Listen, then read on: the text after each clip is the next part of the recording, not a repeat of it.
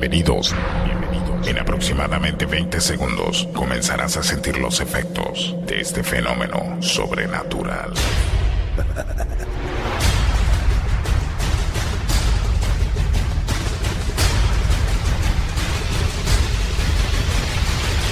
Mundo.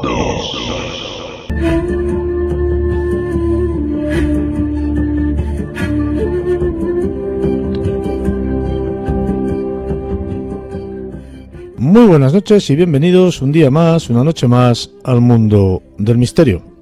Hoy iniciamos el camino de la mano de Gemma Marcos Bermúdez, quien analizará el mundo del misterio por dentro, además de contarnos algunas de sus experiencias más cercanas en lo personal y en el tiempo.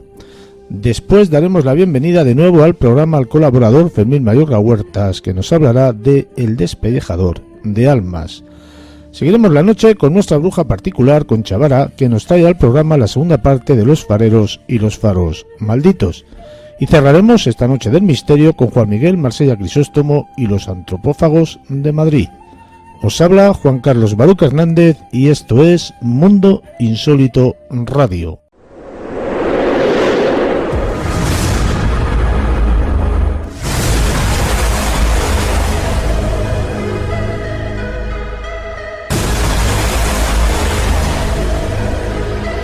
Viaje a lo desconocido con mundoinsólitoradio.es. Vive una sensación única, intensa, excitante. Mundo. La radio. Tu radio. Mucho más que radio. Mundo.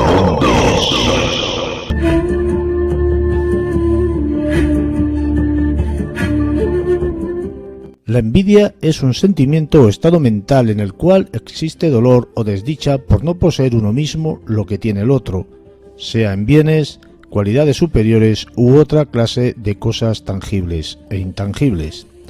La RAE define la envidia como tristeza o pesar del bien ajeno o como deseo de algo que no se posee. En todo tipo de sociedades, de civilizaciones, de clases sociales y círculos asociativos y vecinales existe desde siempre la envidia.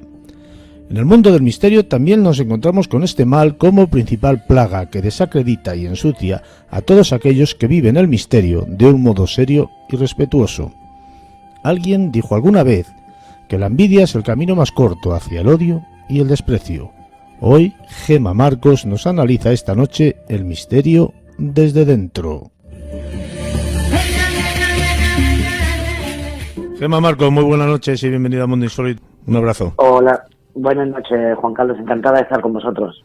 Un referente a nivel del mundo del misterio de los últimos tiempos. Pues bueno, eres grande, de los grandes, yo creo que sincera y cuando menos entusiasta con lo que haces y seria. Gemma, ¿cómo está el mundo del misterio hoy en día? Pues bueno, antes de nada decirte que lo de grande en el mundo, pues muchas gracias. Yo creo que se me queda grande esta palabra porque no me considero así, yo me considero una persona normal, corriente, compañera como todos, con muchas ganas y con mucha ilusión. Sí, el mundo... Gemma, grande es por aquella seriedad que tienes a la hora de hacer las investigaciones y de tratar los temas del mundo del misterio. Pues muchas gracias. Yo la verdad que decido tratarlo pues sinceramente con la mayor naturalidad y no intentamos engañar a nadie. El mundo del misterio, tú me preguntabas cómo estaba y a mí me da pena, sinceramente. Yo hago muchas veces comentarios y hago,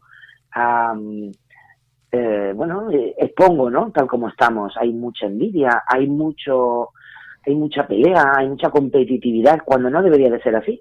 Tendríamos que ayudarnos unos a otros, porque siempre lo digo, si tú me pones a mí una piedra en el camino, yo voy a perder tiempo en quitarla, pero tú vas a perder tiempo en ponérmela otra vez. Entonces vamos a ir todos a una, vamos a ayudarnos. Nada es de nadie, todo tenemos que compartir. Yo creo que tendríamos que compartir y tendríamos que ser más honestos con nosotros mismos. Sabemos que, por suerte o por desgracia, de este mundo viven muy pocas personas. No es un mundo que dé de comer a nadie, por lo tanto, no veo el interés y la inquina que hay en pisar a un compañero.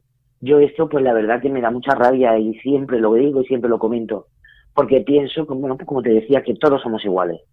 Entonces no hay que tener tanto... Pero hay que tener la palabra.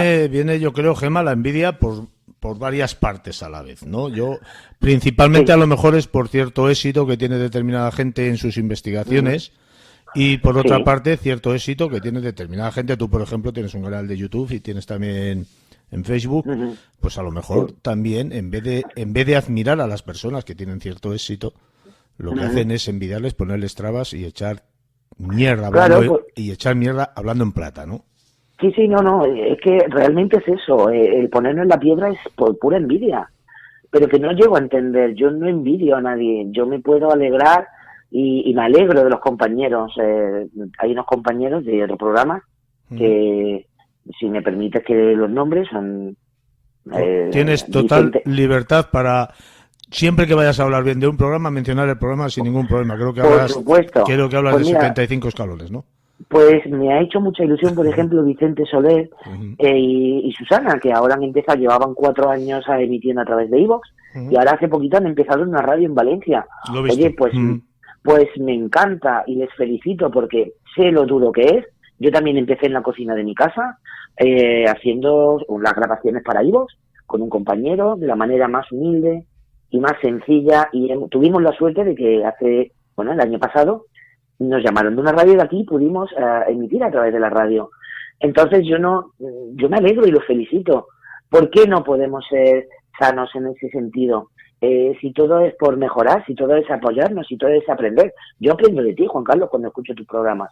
Y seguramente más de una vez me habrá servido o me servirá para mis programas. ¿Por qué tú no puedes utilizar lo mío? ¿Me entiendes? Es lo importante de sacar lo bueno de los demás programas es que a ti te hacen mejorar. Claro, es que tendríamos que quedarnos con eso, pero por desgracia no siempre es así. Entonces a mí esto pues me da mucha rabia. Yo me da rabia y sinceramente hay veces que sufro porque pienso, hay mucha... no quiero ser mal hablada, pero es hay que realmente, mucha... Gema, tú sabes, en la sociedad actual que vivimos, los vecinos, Sí. entre nosotros nos tenemos envidia. Y, Sí. esto es inevitable, porque si uno tiene un coche, no sé Ujú. de qué marca, de no sé qué calidad, pues no entiendo de coches, para eso está el crío que Sí. entiende más que yo 7.000 veces, pues yo quiero uno mejor. Y no entiendo ese Ya. tipo de envidia. Si tú tienes Ujú. tus condiciones económicas, en este caso, para tener un coche más pequeño, pues confórmate con lo Claro. que tienes. ¿Para qué sufrir? No, Es que Claro, sufres, y además, sufres es lo que te digo, por la envidia de los demás, no lo entiendo. efectivamente. Y es lo que te digo, que no estamos aquí compitiendo por un sueldo más alto, por un dinero más, no, estamos compitiendo por la divulgación, porque a mí me gusta el divulgar, el experimentar, el conocer. Yo no compito con nadie, no siento que compita, al revés. Me alegro de los compañeros y me alegro. Entonces a mí pues me da rabia, ¿no? Cuando ciertos comentarios y hay tiranteces entre unos y otros, que veo una tontería, porque al final es lo que te digo. Lo que hace todo esto es ponerte una piedra en el camino, hacerte perder el tiempo a ti, pero también lo pierden ellos. Y Porque a fin de cuentas sufren. no disfrutan del misterio. Claro, sufren. Ellos sufren porque tratan de ponerte trabas para que vayas a peor o lo pases Ujú. mal. Y bueno, yo siempre he dicho que no haciendo caso a las críticas negativas malintencionadas, porque a las positivas Ujú. hay que hacerlas caso siempre Claro. que son bien intencionadas, Ujú. pues no haciendo caso a esas críticas, lo que hace es todavía, yo creo que les enfureces más. Porque Efectivamente, en vez ahí es de donde está el problema. reflexionar, Y cuando en vez de no reflexionar, no sí. quieres entrar en polémica, es peor, porque parece que se enfurecen más. Piensa, jolín, pues si lo que no quieres es pelearme contigo. Al final acabas dando la razón, no como a los tontos, porque bueno. Sí, pero si es que encima si entras en polémica te pueden acusar, ¿ves? Ya lo decía yo. Sí, y luego una cosa que yo reivindico mucho, y no porque sea ni feminista ni no, el mundo del misterio parece últimamente que está hecho para hombres. Hay muy pocas mujeres. Pero también te digo una cosa, Juan Carlos, hay muy pocas mujeres porque las pocas que somos nos dan hasta en el DNI. Entonces, jolín, vamos a ayudarnos. Hay mujeres que realmente, ¿cuántas mujeres conoces tú ahora mismo en el mundo del misterio? Pues hombre, Que se estén moviendo. Seila, que la acabas de mencionar, no me acuerdo ahora cómo se llama, la de Misterios en Viernes. Ujú.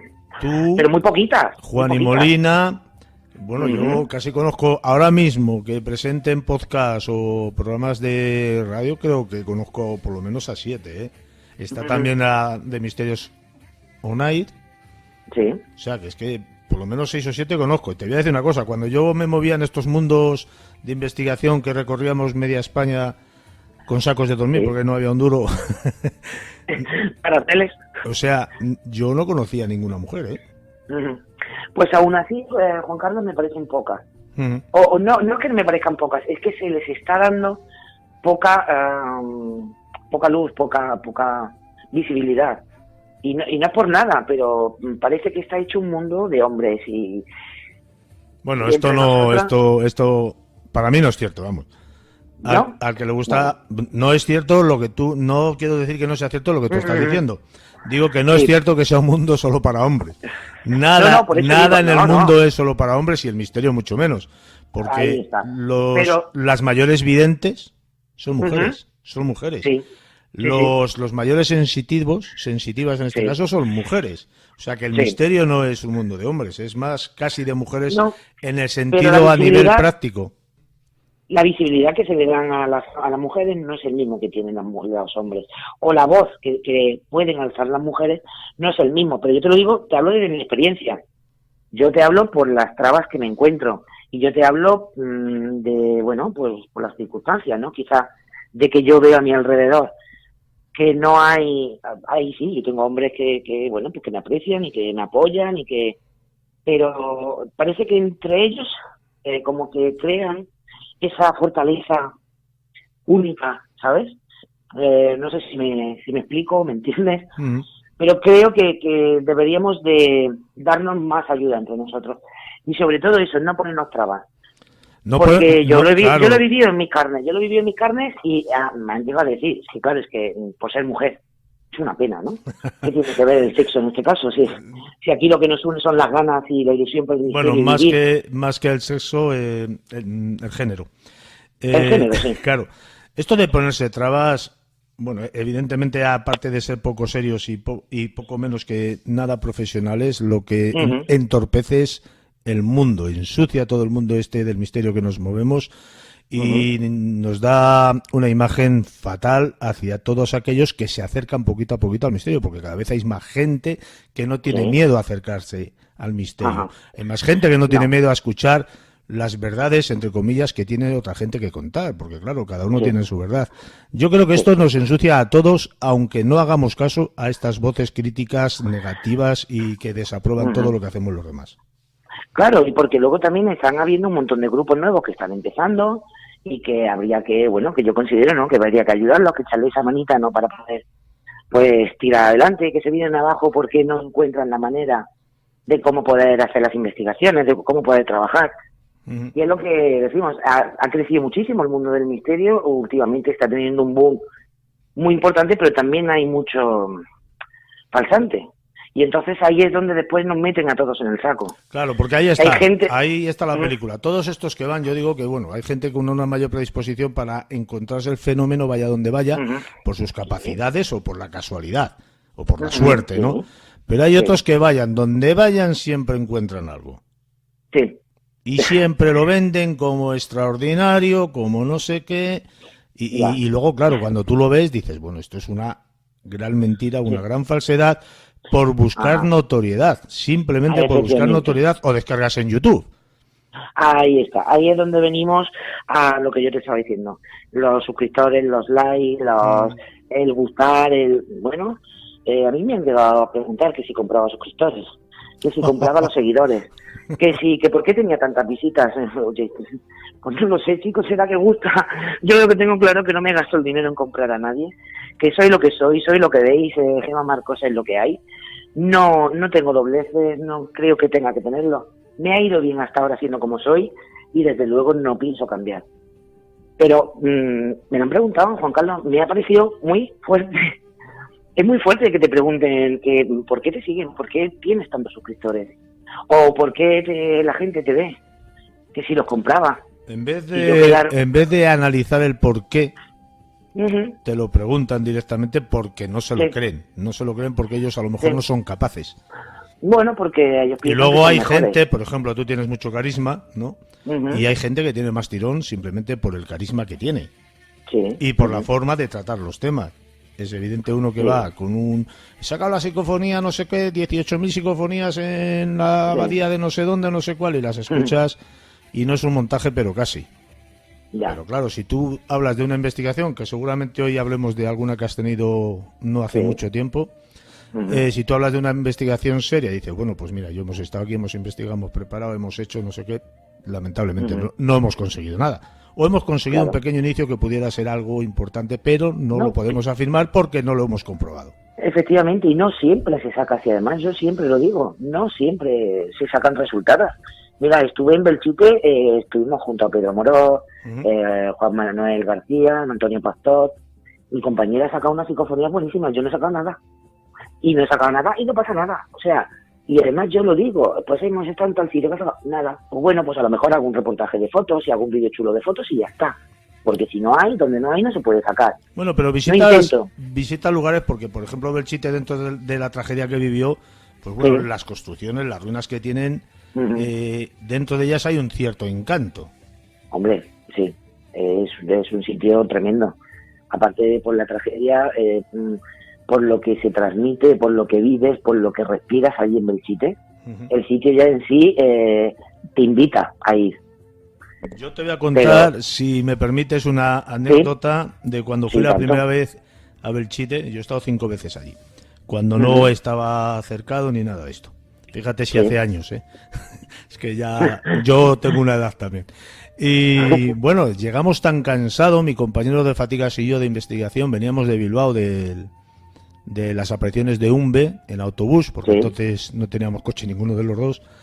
Y bueno, llegamos tan cansados. Él llegó todo entusiasmado, porque claro, era la primera vez que visitábamos Belchite, aquello era la bomba, tan conocido, no sé qué.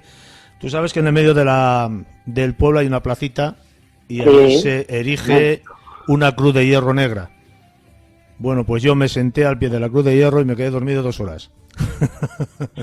O sea, que tú fíjate. Tranquilamente. Tranquilamente. Tú fíjate lo cansado que llegamos, ¿eh? Y mi compañero poniendo grabadoras por todos los lados y yo cuando me desperté y el otro ya había recogido todo, pobre Jesús, y ya pasamos a la segunda fase, ¿no? Que era analizar todo lo que había, pero yo me quedé dormidito, macho.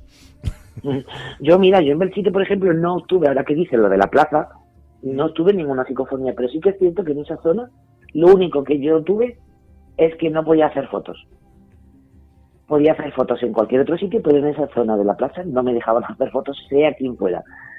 No pude. Y ya estamos hablando que tú fuiste con cámaras digitales ya, ¿no? De estas... Sí, claro, cámaras digitales y ya, claro, nosotros hemos estado ahora, estuvimos y hicieron una conferencia en Belchite, que la hizo TCI con CEIC y participó el grupo ECATE de investigación.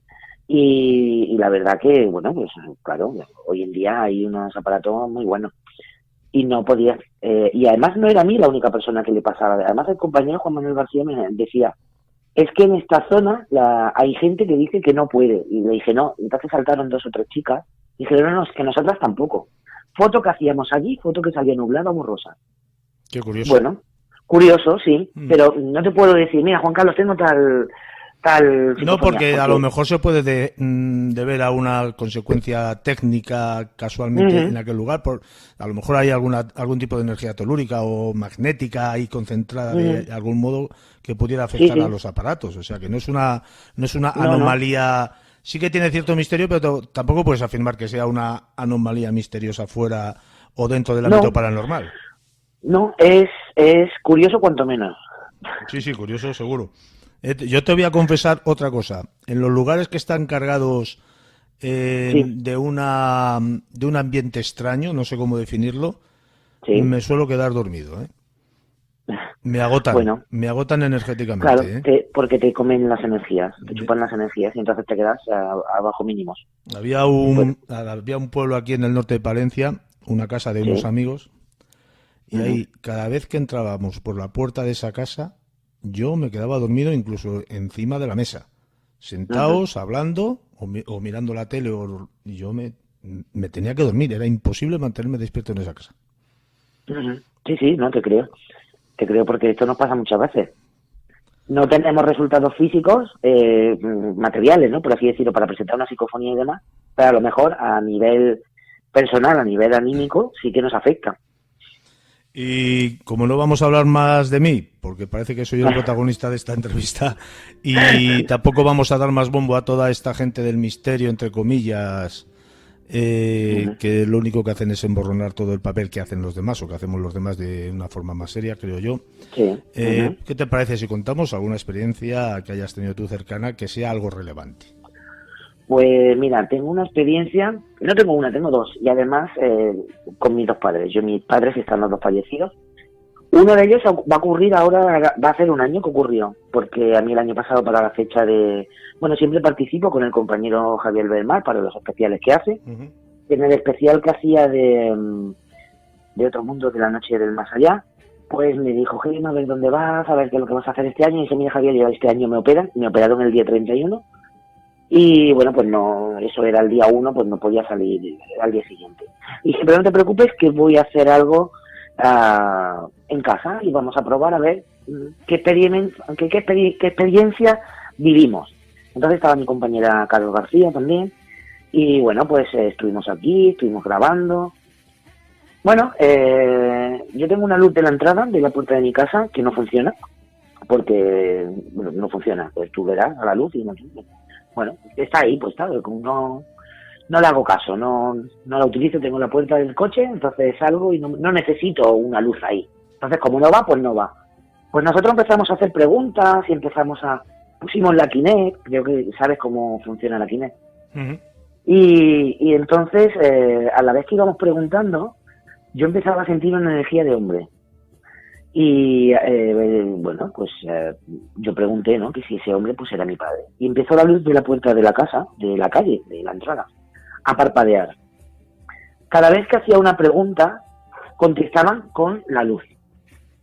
Ya no contentos con eso, a través de la Kinect, yo tengo dos perras, y una de ellas se asomaba al pasillo y le daba como, bueno, se asomaba y se iba, como que veía algo que nosotros físicamente no estábamos viendo. ¿Te parece, Gema, perdóname que te corte, ¿te parece para aquellos que nos oigan por primera vez o desconozcan lo que es la cámara esta, el aparato esto, se lo explicamos brevemente y luego seguimos? Sí, por supuesto, pues yo te lo explico. Te lo explico yo, ¿no? Sí. Pues la Kinect es un aparato que era un accesorio de la Xbox, de una máquina de un videojuego, en el cual pues se jugaba a través de la tele y bueno, pues te cogía el movimiento. Y eran los nuevos juegos que salían, ¿no? Que ya no utilizabas el mando, tú con el movimiento de las manos, ella te detectaba y tú jugabas e interactuabas a través de la máquina. A través de unas cámaras te detectaban los movimientos. De una cámara de infrarrojos, sí, que entonces, bueno, pues te detectaba, te dibuja como si fuera un esqueleto, un muñequito en verde, así con unos palos y de mala manera, y entonces esto lo transmite a la pantalla.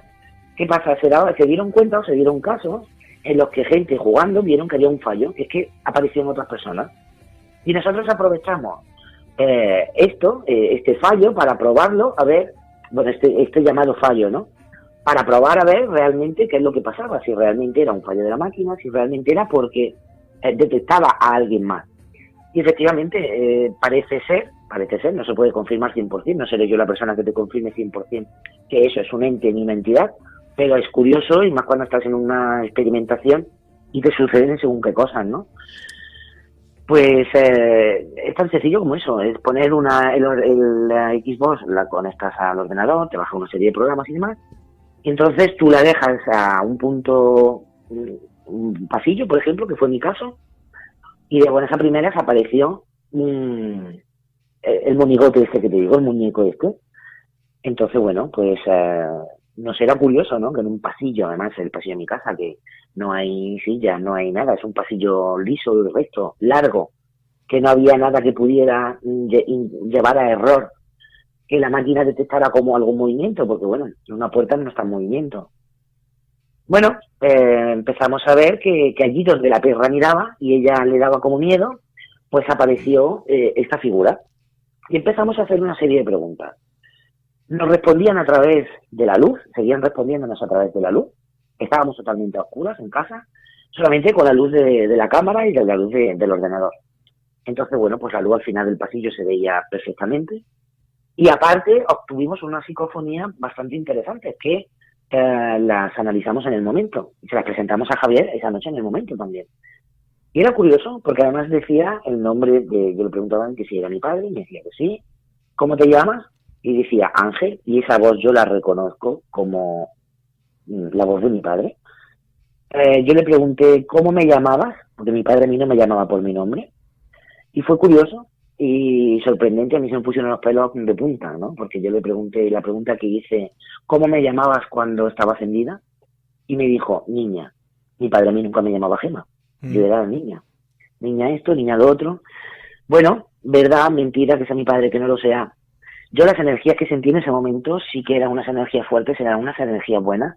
Y al escuchar esa voz, que para mí yo la reconocí como la voz de mi padre, y además esas preguntas que hice y me contestaba pues con bastante fiabilidad, pues imagínate, esa experiencia fue bastante tremenda, impresionante. Pero no solo nos quedamos con eso, que va a ser ahora un año, que hará 2-3 semanas quizás. Hice una quedada también, porque bueno, también soy coordinadora de SEIP aquí en Barcelona, y de vez en cuando pues organizo quedadas con grupos y con gente, ¿no? Pues para crear sinergia y compartir y estar entre todos. Y bueno, pues fuimos a un lugar aquí que a mí me encanta, que es el Hotel del Vallès, y un lugar que siempre me da muy buenos resultados. Aquí sí que es cierto que es de los pocos sitios que casi siempre que voy me dan resultados, ya sean psicofónicos, ya sean por vídeos, ya sean detectores de movimiento que saltan.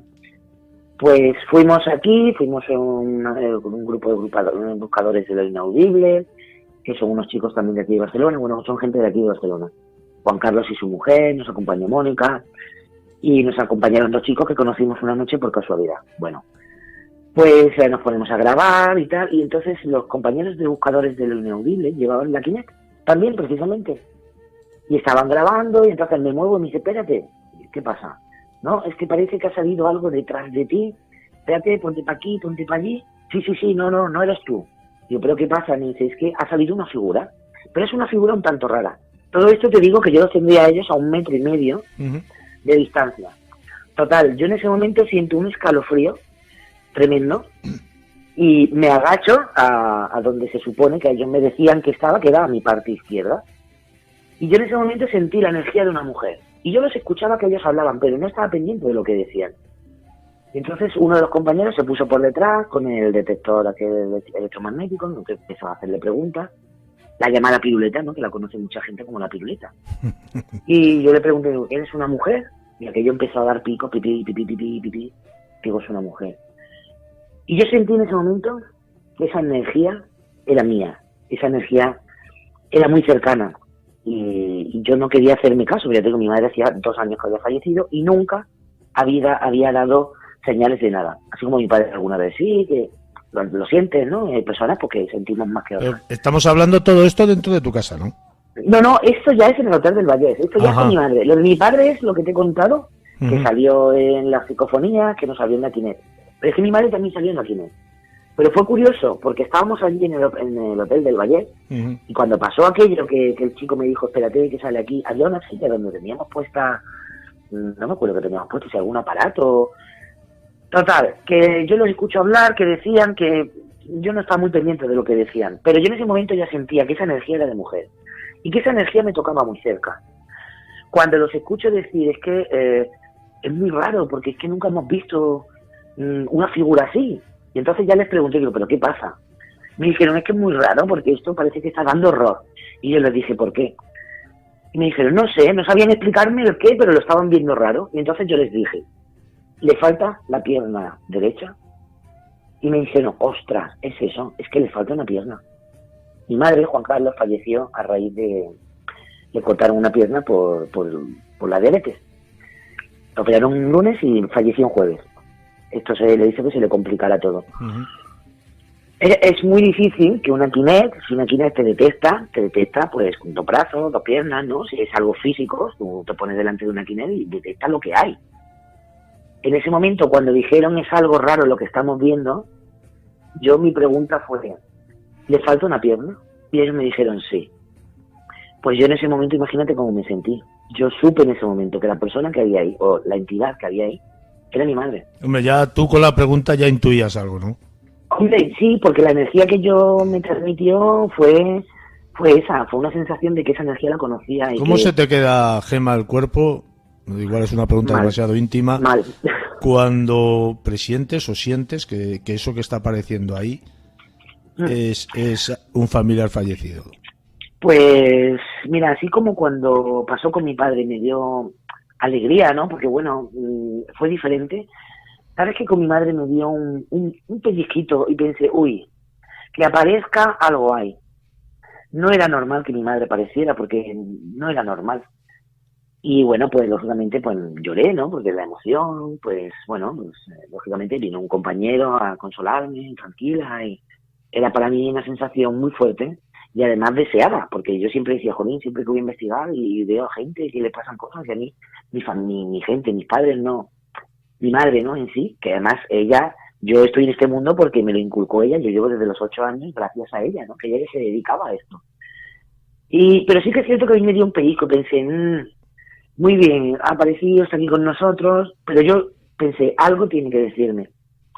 Pues te voy a decir, Juan Carlos, yo no sé si será casualidad o causalidad, pero te lo voy a contar, y ahora tú mira y das tu opinión. Esto fue un sábado, y al viernes siguiente me llaman que mi hijo pequeño de 13 años ha tenido un accidente con la bici y se ha partido el hombro. Y a la semana me lo estaban operando. Yo no sé si era el qué, pero a mí la sensación que me dio fue, ha venido a avisarme o ha venido a estar conmigo por algo que va a pasar. Y pasó aquello. ¿Casualidad o no? No sé. Yo no sé de la persona precisamente que te asegure 100% que mi madre ha venido a decirme, ni que era mi madre, ni que... No. Era mucha casualidad que ese monigote que aparecía le faltara una pierna que además era la derecha. Era mucha casualidad que yo sintiera que sí, que era una persona cercana a mí, pero que me rayaba un poquito que a lo que venía no era precisamente por algo bien, era más como por acompañarme, como para que la sintiera que iba a estar conmigo. Y a la semana pasada lo que pasó. Sí, pero tú no tenías la sensación de que venían a darte un aviso de algo, ¿no? Sí, en ese momento a mí me dio un pellizco por dentro, ¿sabes? Algo hay. Algo hay porque no era normal. Habíamos tenido también una sesión Ouija, precisamente, días antes, creo, una semana antes, y también había aparecido por allí. Y pensé, joder, no ha aparecido nunca en 4 años, y ahora en prácticamente 2 semanas se ha hecho más potente.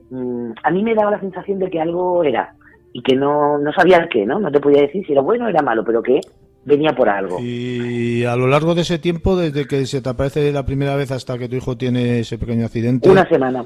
Desde que aparece a través de la Kinect. Sí, pero esto fue un sábado. La pregunta es... Mi hijo, sí. La pregunta es, Gemma, ¿a lo largo de esa semana no tuviste más sensaciones o algún tipo de contacto más? Sí. Olores. Estuve toda la semana como oliéndola a ella, sintiéndola. Yo la sentía. Yo pensaba, mi madre está aquí, mi madre está por algo. Y a mi gente más cercana, y a familiares y amigos, yo les decía, es que algo, no sé. Y me decían, bueno, pues a lo mejor es que está contigo, porque ahora ya pues ha podido venir, por lo que sea, ¿no? No tiene nunca una explicación el por qué ahora. Y cuando le pasa a mi hijo esto, a la semana siguiente pensé, agua. Venía a estar conmigo, porque bueno, yo estoy sola con ellos y quieras que no, pues necesitas un poco de apoyo o ¿no? Tu hijo tiene un accidente, lo tienen que operar, meter en un quirófano, como aquel que dice, de urgencia, pues oye, pues es duro. Claro, es que y ella, pues, el susto no te lo quita nadie. No, para nada. Que después ha quedado en nada y el crío está bien y bueno, pues cosa de crío, se ha con la bici. Después te puedes reír todo lo que quieras, pero el susto no te lo quita nadie, vamos. No, por supuesto. Yo aquel día precisamente me quise morir. Bueno, es normal. Tú que eres padre también pues entenderás, ¿no?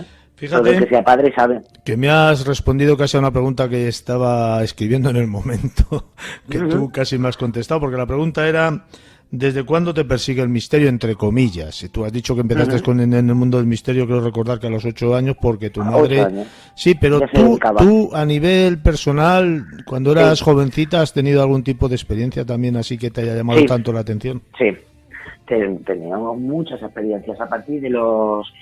Prácticamente yo empecé con mi madre unos 8 o 9 añitos, que todavía yo no entendía muy bien, y a partir de los 11 o por ahí yo ya empezaba a a notar, a vibrar, a sentir. Y a partir de los 15 y 16, que es cuando ya tenemos la edad loca esta de que ya no nos importa nada, empezamos un poco a experimentar.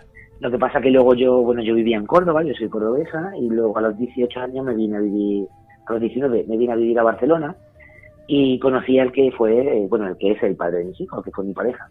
Y en ese momento sí que hubo una temporada que lo dejé, porque a él le daba miedo, a él no le gustaba, y entonces, pues por respeto yo lo dejé.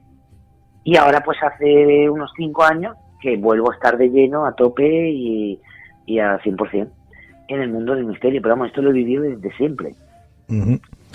Esa edad que has dicho tú de los 15 a 16 años, yo la he tenido como 4 veces ya, ¿eh? Sí, ¿no? Hay a veces las locuras, ¿no? Hay a veces que tienes que lanzarte de lleno hacia nuevos proyectos, nuevos abismos, como digo yo, dejarte caer y dejarte llevar, porque si no buscas, no encuentras, y si no te arriesgas, no te caes, y si no te caes, no te levantas con más fuerza. Gemma, ha sido un enorme placer que participes en este programa por primera vez, que espero y deseo, ya sabes, no sea la última.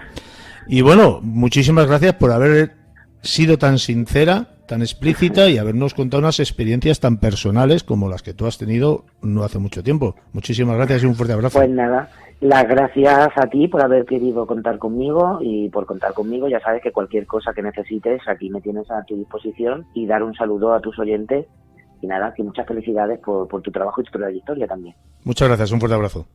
Un abrazo. Mundo.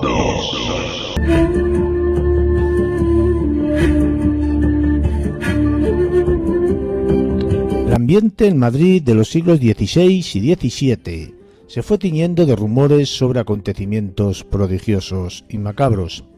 Las lenguas se desataron y la imaginación del pueblo creó una atmósfera donde imperaban los sucesos macabros y los hechos excepcionales. En aquella atmósfera donde cada vez se percibía con mayor nitidez la presencia de santones, brujas y curanderos, la Iglesia reaccionó persiguiendo y reprobando ese tipo de prácticas tenidas por demoníacas. José Quintero, más conocido como el despellejador de almas de Lavapiés en Madrid, se hacía acompañar de 3 brujas a las que mandaba hacer determinados actos macabros y sangrientos para unos determinados fines. Fermín Mayorga Huertas nos cuenta la cruenta historia de estos despellejadores de almas.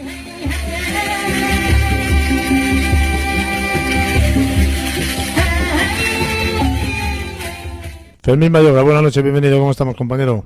Hola, ¿qué tal? Muy buenas noches. Pues muy bien, estupendamente. Un placer volver a comentar contigo y hablar sobre estos misterios que nos rodean, y bueno, también algunos otros misterios que hacen ciertas personas que por lo que sea se dedican a hacer cosas muy, muy, muy desagradables. Hoy vamos a hablar del despellejador de almas.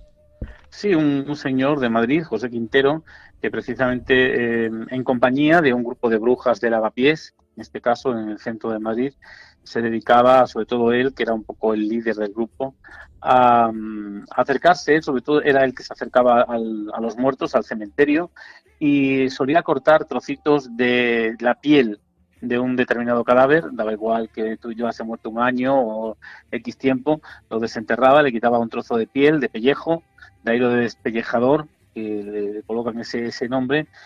Y bueno, pues resulta que parece ser que él, llevando ese trozo de pellejo de un muerto determinado, bueno, pues tenía la potencia y la fuerza de ese espíritu, que además, junto con 3 brujas que trabajaban junto a él de Madrid, María González, que es una bruja bastante famosa de ahí de la zona de Lavapiés, Josefa Carranza, que también la acompañaba, y otra mujer más de Alcalá, bueno, pues se dedicaban a hacer determinadas acciones, a veces negativas, a veces incluso vampirescas por parte de ella, sobre todo, que una vez que él decidía qué casa atacar, por ejemplo, o qué mujer preñada acababa de parir y había que hacerle daño a ese bebé, las encargadas de ejecutar esta acción eran precisamente estas 3 mujeres de Lavapiés, y su misión era la de chuparle la sangre directamente al infante, al niño, a través de una determinada fisura que le hacían en sus partes, ¿no? Y bueno, una vez que hacían eso, entre todas chupaban la sangre que salía y liquidaban al muchacho, es decir, lo mataban literalmente y lo hacían desaparecer. A partir de ese momento siempre traían un trocito de piel de este bebé, de este muchacho, y se lo entregaban al despellejador, que en su casa, bueno, pues iba acumulando una gran cantidad de trozos de pellejos que, según él, les daban una fuerza lo suficientemente importante y potente para poder actuar continuamente en favor de determinadas personas que acudían a la casa de estas brujas y del despellejador a pedir determinadas acciones, a veces beneficiosas o a veces para hacer daño a cualquier persona, y para ellos utilizaban estos fines.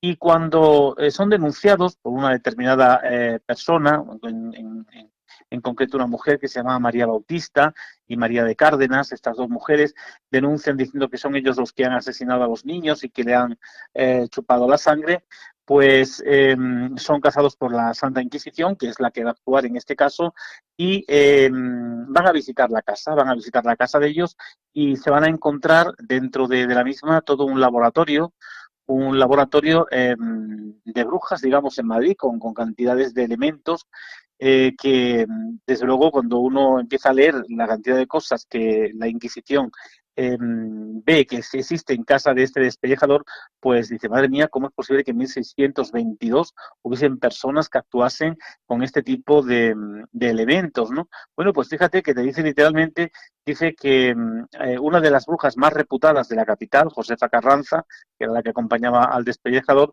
dice, muchos de sus vecinos afirmaban conocer las actividades de esta extraña mujer, pero la mayoría coinciden en que más que hechicera era una malvada mujer que se hacía pasar por curandera y que cuando llega la Inquisición y la prende, precisamente lo que encuentran en las despensas de sus casas, tanto de ella como de la otra bruja, es una despensa repleta de figurillas de cera con piernas, brazos y cabezas, alfileres clavados en ella, tierra de cementerio y de cárcel, una calavera humana, corazones desecados, de cerdo, ranas vivas y muertas, velas verdes, agua bendita robada de la iglesia de la villa, cabello de un muerto y de un recién nacido, trapos manchados de sangre menstrual, restos de un cordón umbilical, agua bendita robada de las iglesias y tarros llenos con sangre menstrual y, por supuesto, los trozos de pellejo que iban acumulando también cada una de ellas en sus casas.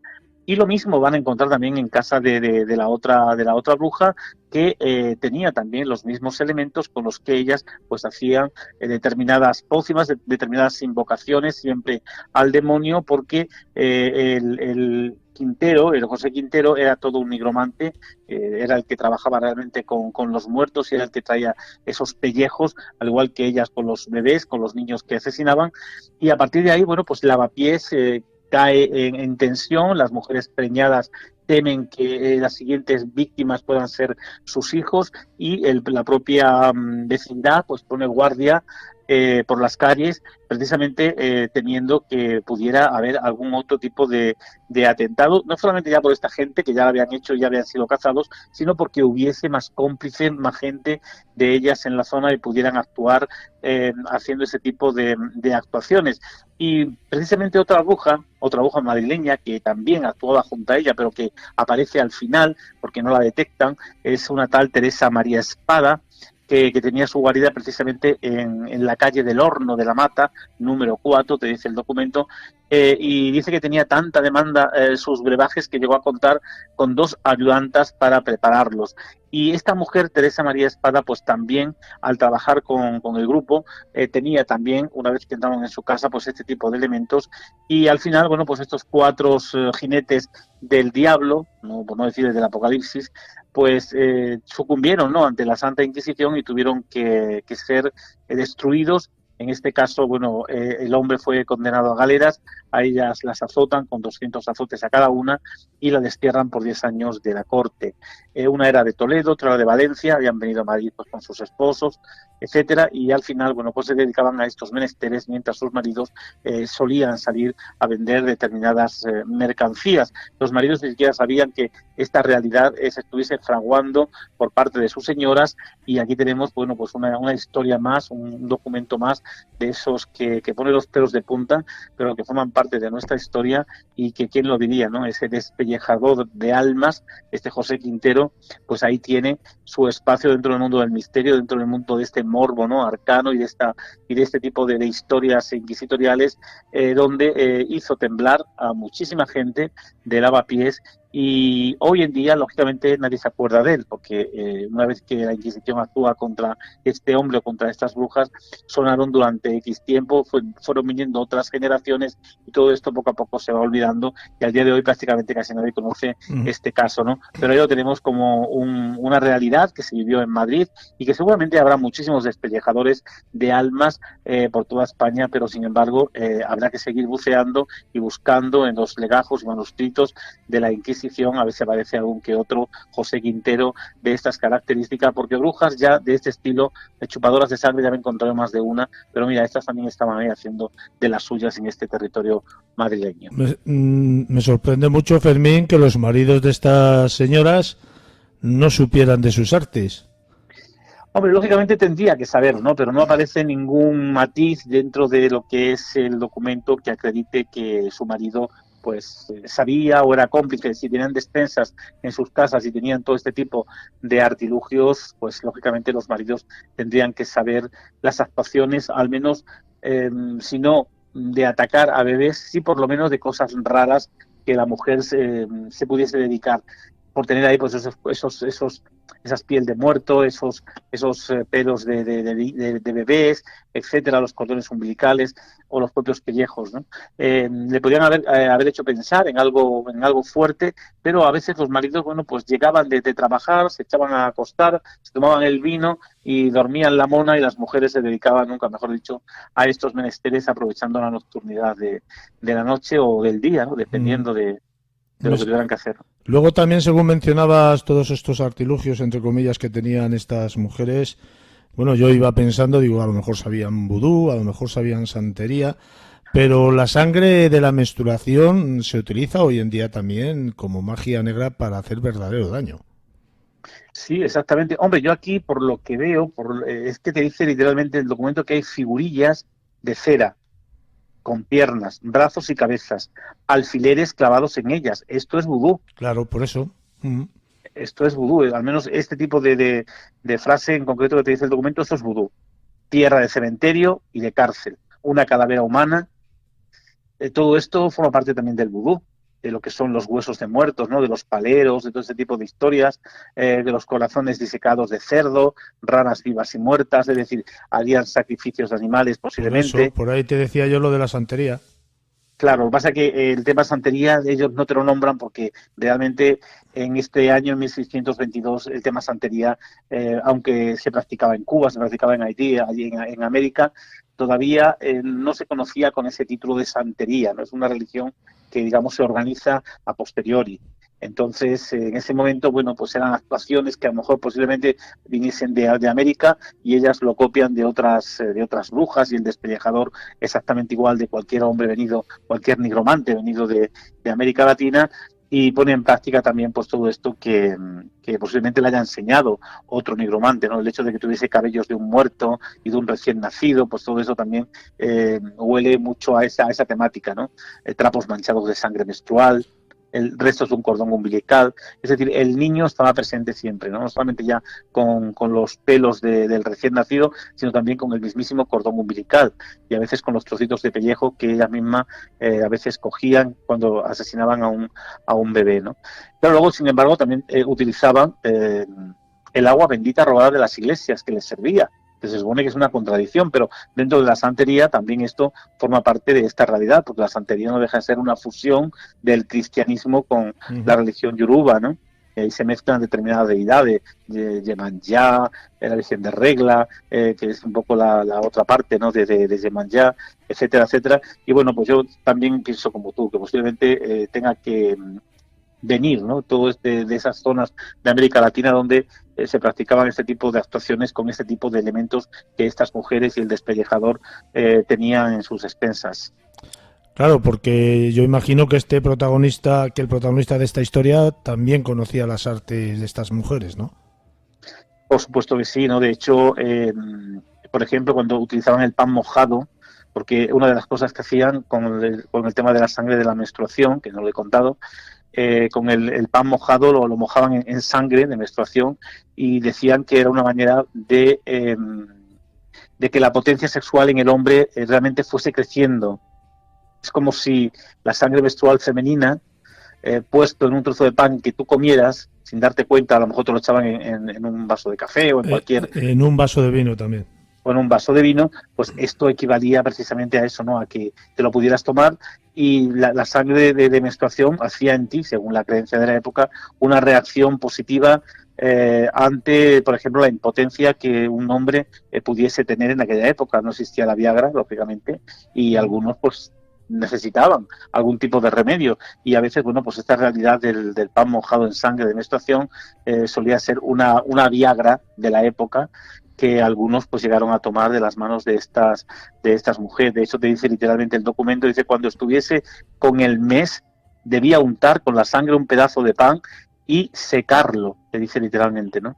Y secarlo, y seco lo moliese y se lo diese a beber en un poco de vino, ¿ves? Como te dice el vino en el documento, que con eso la querría, porque así lo había ella oído decir en Nápoles a una valenciana, y así, estando con el mes, mojó un pedazo de pan en la sangre solo para ver cómo parecía, sin intención de molerlo, ni darlo a comer, ni beber a nadie. Lo metió en su arca, donde lo dejó, y después vio que el teniente Francisco Gómez, oficial del Santo Oficio, lo tenía en su mano en el momento en que fue a enjuiciarla dentro de lo que fue el Palacio de la Inquisición. A preguntarle, lógicamente, para qué utilizaba ese tipo de pan de sangre que también le habían cogido en la despensa. Pues una historia más de esa España oscura, de esa época penosa para nuestro país y para casi todo el mundo, que fue la época de la Inquisición. Fermín, ha sido un enorme placer como siempre tenerte en Mundo Insólito Radio y bueno, en los próximos días volvemos a estar en contacto para preparar otro programa. Muchas gracias por todo. Pues venga, será un placer como siempre. Un fuerte abrazo para todos. Un abrazo.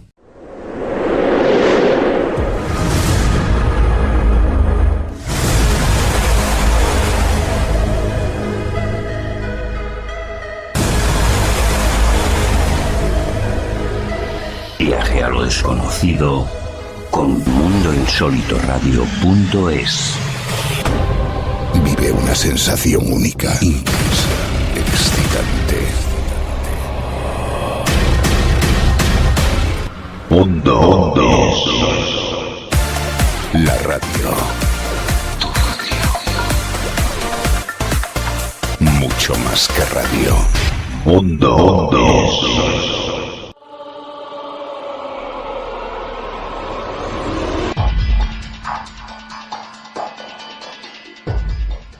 Quizás sea por la soledad que les contempla frente a mares y océanos, o por las historias que han vivido de piratas y corsarios a lo largo de la historia. Quizás sea porque han sido refugio de náufragos y guías de barcos en las oscuras noches donde ni tan siquiera la estrella polar hacía un guiño en el horizonte, quizás porque el cielo era dominado por oscuros y amenazantes nubarrones. Sea por lo que sea, los faros y los fareros han sido objeto de multitud de leyendas y misterios. Hoy, nuestra bruja particular Concha Vara nos trae alguna de esas historias de esos faros llamados malditos.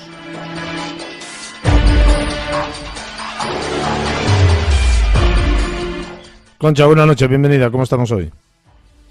Buenas noches, Juan Carlos, pues otra vez por aquí para contar cosas. Vamos a seguir hablando de aquellos faros supuestos malditos, que nos quedamos con un poquito sabor de boca amargo, porque como hay tantos y tantos, claro, solo hablamos de unos pocos. Y no sé si habrás encontrado alguno de España, pero bueno, todo lo que sea, vamos por orden y empiezas por donde quieras. Voy a seguir hablando de los faros, esos que son testigos de naufragio, tormenta, leyenda, que son, bueno, en definitiva los salvavidas de los navegantes, ¿no? Y es verdad lo que tú dices, en el tintero se quedó la semana pasada algún que otro faro considerado maldito, La verdad, Juan Carlos, es que no he podido encontrar aquí en España ninguno que se pueda considerar como maldito. Y lo que vamos a hacer es comentar esos que faltaron en el programa pasado, y luego pues vamos a darnos un volteo por aquellos otros faros que bueno, no son malditos, pero tampoco dejan de tener su historia y sus curiosidades, ¿vale? Mira, pues voy a continuar con el de los malditos, un faro, el faro de Point Lookout. Este faro fue construido en 1830 en la bahía de Virginia. ¿Y qué es lo que tiene o puede tener de maldito o de misterioso este faro, no? Pues durante la Guerra Civil fue levantado un campamento junto al faro. Este campamento se levantó para unos 10.000 prisioneros, pero se estima que se llegó a albergar allí a 20.000. Imagínate todos los hombres allí hacinados, Juan Carlos, Bueno, miles de soldados murieron allí y lo que se cuenta de este faro es que los espíritus de aquellos soldados rondan por allí. Hay espíritus que son sentidos por los visitantes del lugar. Esta es la historia que tiene este faro. Uh-huh. Me gustaría hablar del faro Flanagan, que el otro día comenté algo así por encima, pero es una historia tan interesante y tan misteriosa que merece la pena echarle un poquito más de cuenta, ¿no?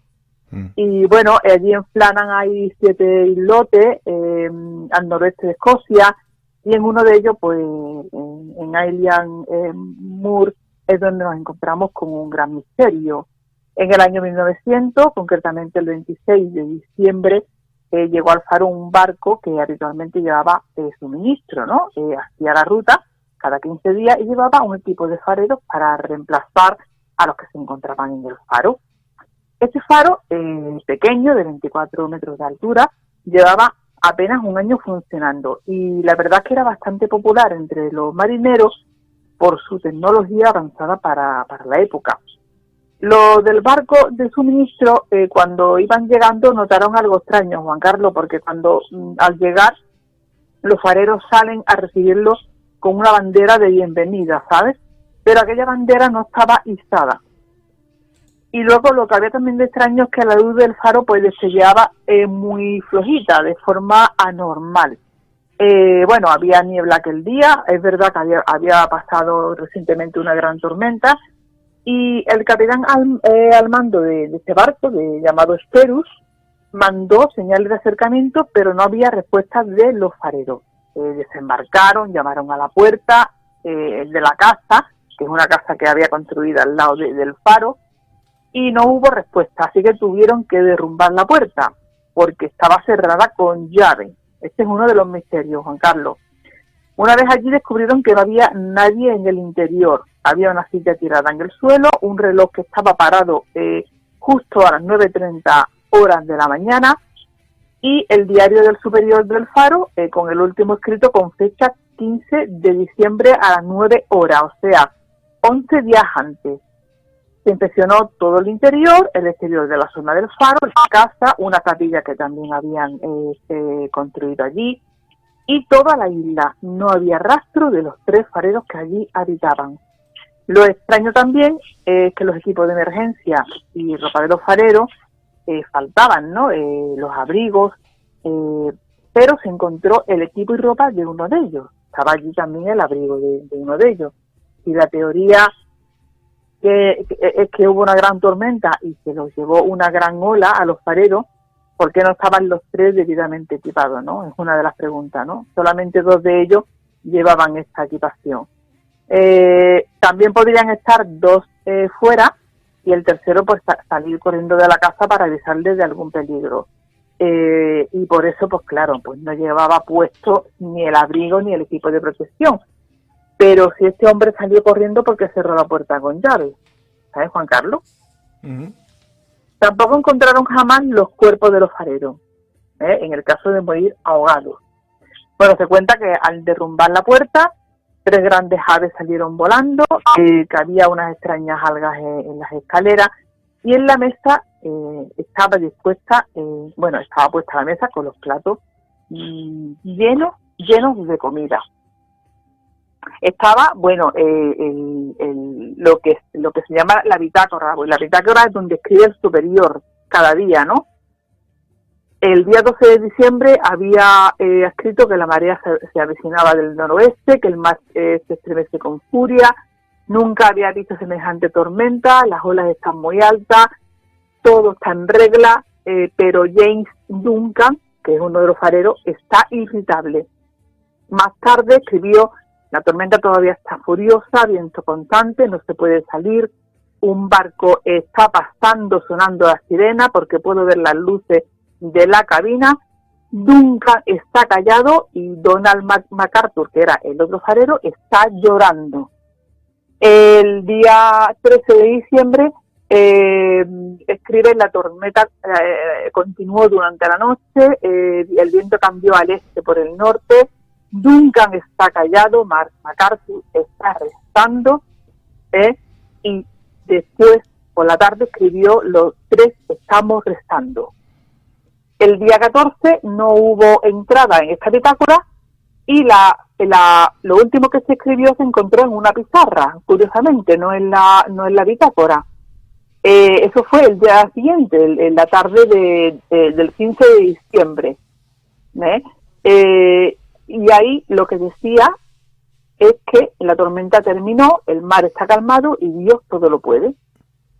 Claro, aquí las cosas extrañas que no encajan en esta bitácora, Juan Carlos, es que todo el que conocía a Duncan, parece que le conocían como una persona que era calmada, de buena naturaleza, y ese comentario de que Duncan está irritable, pues era extraño. Después que MacArthur estaba llorando, pues era extraordinario, ¿no? Porque le hacía quedar como un niño cuando MacArthur era, al parecer, un navegante veterano, lobo de mar, que había vivido muchas navegaciones tumultuosas en su vida y nunca se le había visto depresivo y nunca menos llorando, ¿sabes? Y luego, pues también lo que más sorprendió a todos los que conocían a los tres hombres, es que dijeron que ellos no eran religiosos y que jamás les habían visto rezar. ¿Qué pasaría con aquellos hombres, Juan Carlos? Pues vete a saber, cuando uno se enfrenta a determinadas circunstancias en la vida, pues actúa de manera muchas veces imprevista y también desconocida. Pues sí, se ha llegado incluso a hablar de que llegaron del cielo, de arriba, desde arriba alguien se lo llevó. Aquí ya pasamos al tema ovni, ¿sabes? Hombre, ovni o divino. O divino. También Lo más ser. seguro es que cayeran al mar, pero bueno. Es verdad que hay muchísimas cosas extrañas en esta historia. Bueno, y voy a hablar de un faro que me he encontrado por ahí de casualidad en Dinamarca, Ruger Nude, no sé si se escribe así o se pronuncia así. Bueno, y es muy extraño lo que ocurrió allí, ¿sabes, Juan Carlos? Porque este faro fue construido en el año 1900, cuando empezó a funcionar. De pronto, ¿sabes lo que ocurrió? Uh-huh. Pues que el mar y sobre todo las dunas comenzaron a crecer, comenzaron a reconquistar el terreno, comenzaron a sepultar todo lo edificado alrededor del faro, comenzaron a sepultar el faro y tuvieron que abandonar el faro.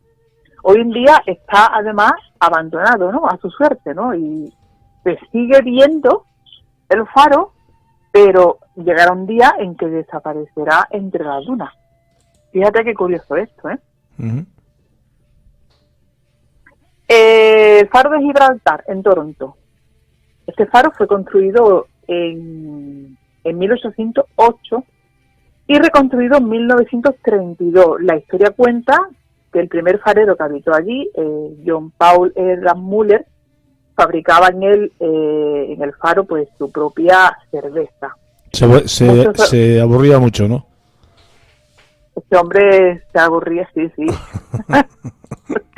Se debía de aburrir, se debía de pegar unas huerguecillas solo que no veas, ¿sabes, Juan Carlos? Hay que tener estómago para estar en un lugar así solo, ¿eh?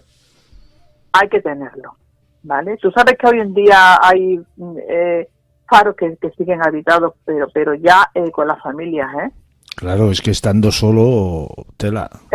Tiene que ser muy duro, ¿eh? Bueno, pues cerca de este faro hay una base militar llamada Fort George, y los soldados en sus horas libres pues cruzaban por allí, ¿no? Pasaban por el puerto y se llegaban al faro, al faro, hacían una paradita para beber cerveza del farero, ¿eh? Pero fíjate que un suceso macabro, porque además fue muy macabro, ocurrió el día 2 de enero de 1815. Este farero fue asesinado, ¿eh? Lo arrojaron desde lo alto del faro, lo cortaron en pedacitos y lo enterraron a lo largo de la isla, ¿eh? John Paul había desaparecido, pero claro, todos pensaban que esta historia era una leyenda. ¿Qué ocurre, Juan Carlos? Que en 1895, estamos hablando 80 años más tarde de aquel suceso, el farero que había en ese momento, George Durnan, se encontró con una mandíbula humana enterrada en la arena cerca del faro. Con lo que ya te hace pensar que la historia aquella no era una leyenda. No era leyenda, ¿no? Creo recordar que se lo cargaron por tema de su cerveza, ¿no? Hubo ahí una pequeña historia y se lo cargaron porque se negó a darles cervezas. Los que cuentan es que se emborracharon todos, empezaron luego a discutir y a pelearse y se lo cargaron. Sí, porque no les quiso dar más cerveza. Claro, eso es lo que se cuenta, ¿eh? Eran 3 o 4 hombres, me parece. También se cuenta que hay muchas personas que han visto por los alrededores un hombre merodear. O sea, hay un hombre que por allí por las noches está como buscando algo. Y cuando se acercan a él, de pronto desaparece. Claro, creen que es el farero asesinado, que vuelve allí al faro para buscar sus propios restos, ¿no? Fíjate que el pobre está repartido por un montón de sitios. Y se cuenta que cuando esta presencia aparece se forma una niebla muy densa, se oyen quejidos lastimeros, y en el faro pues siempre hay ruidos extraños y golpes. Tanto es así que algunos fareros han dejado de trabajar en él. Ellos alegan que no paran esos ruidos y que muchas noches se escuchan pasos arrastrando algo muy pesado escaleras arriba. Aquí terminamos con los faros malditos, Juan Carlos. Debe de haber alguno más por ahí, yo no, verás tú. Tampoco es que el programa de mucho tiempo para todos, ¿no? Pero bueno, por lo menos yo he contado los que me han parecido así más interesantes, más espeluznantes, ¿no? Y antes de pasar porque claro, ya que no hay faros malditos en España, vamos a hablar de algunos curiosos, pero primero me gustaría mencionar, o que mencionásemos el faro de Alejandría, ¿no te parece? Uh-huh. Este faro que se construyó en la misma ciudad que albergó la famosa biblioteca de Alejandría, que por desgracia pues ambos hoy en día están desaparecidos, ¿no? Un faro enorme, ¿eh? Un faro enorme. Fíjate que, bueno, la verdad que aquí las fechas son discordantes, ¿eh? Parece que Ptolomeo II mandó construir este faro. Fíjate que el nombre que aparece o que aparecía escrito en este monumento, escrito en plomo además, es el de Ptolomeo I. Uh-huh. Tú sabes que, bueno, no sé si sabes que cuando alguien construye un monumento, en alguna parte de él, o incluso una escultura, ¿no? En alguna parte de la escultura o en el interior, pues meten un papelito con su nombre y nadie sabe quién es el constructor original hasta que un día abren la imagen y ven el papelito, o en el monumento pues descubren una firma, un escrito, y saben que es quien lo construyó. Entonces el nombre que aparecía allí era el de Ptolomeo I. Que era sucesor del mítico Alejandro Magno. Que no se nos olvide. Fue el que... Ptolomeo I, vamos a ver, Alejandro Magno fue el fundador de Alejandría. De la Alejandría, ¿vale? En el delta del Nilo, porque todas las ciudades que él conquistaba, pues las llamaba también del mismo modo. Claro, claro, pero bueno, en este caso, como estamos hablando de Alejandría, pues es la que menciono. Ptolomeo I estaba al mando de Alejandro Magno y además eran grandes amigos, ¿sabes? Pero Ptolomeo I lo que hizo fue construir la biblioteca. Eso sí, él construyó la biblioteca. Ptolomeo II, que fue su hijo y su sucesor, fue el que terminó de construir la biblioteca, el que perfeccionó la biblioteca y el que mandó construir el faro.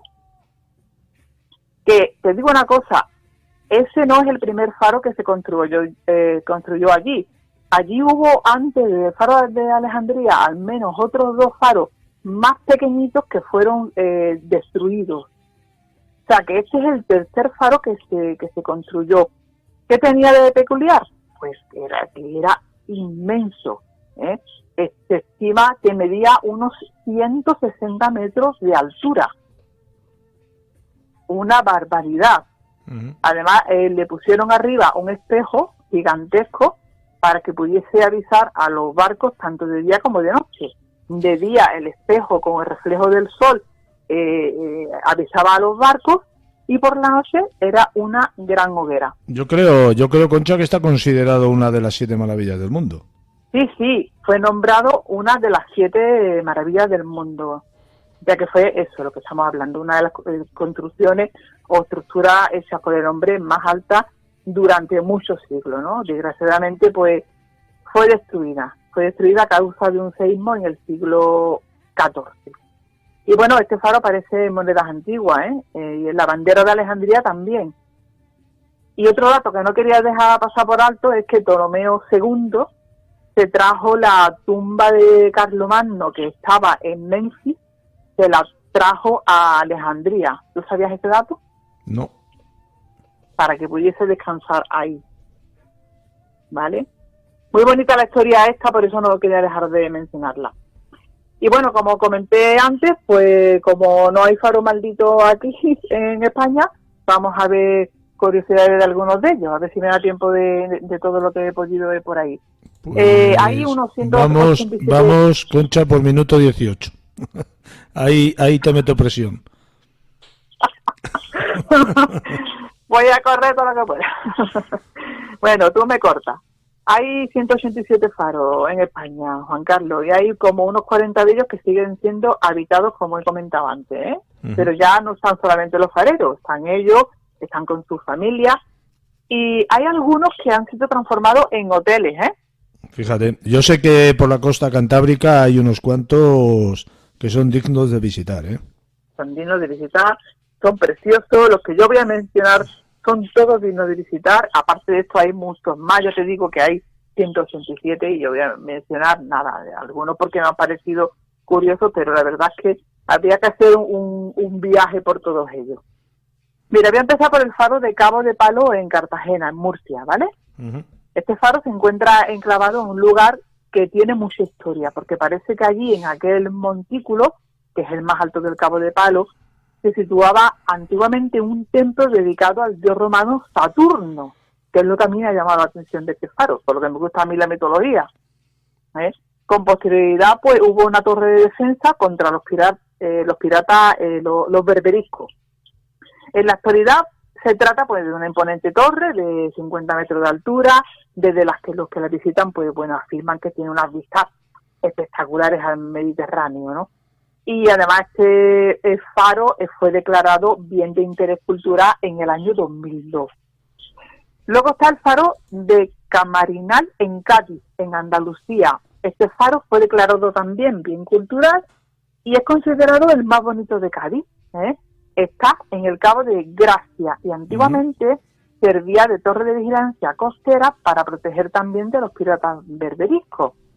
Fue construida esta torre en el siglo XVI y no fue hasta el año 1990 que fue restaurada y usada hasta hoy como faro. El faro Punta del Hidalgo, en Tenerife, Canarias.